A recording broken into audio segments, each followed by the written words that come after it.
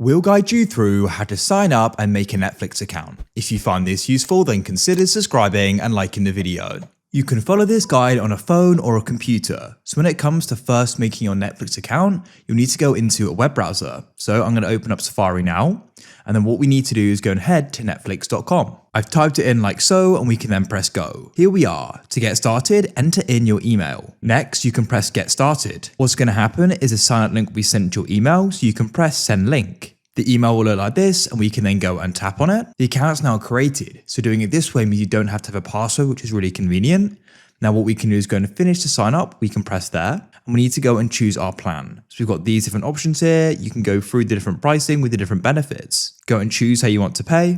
When you're ready, you can then press start paid membership.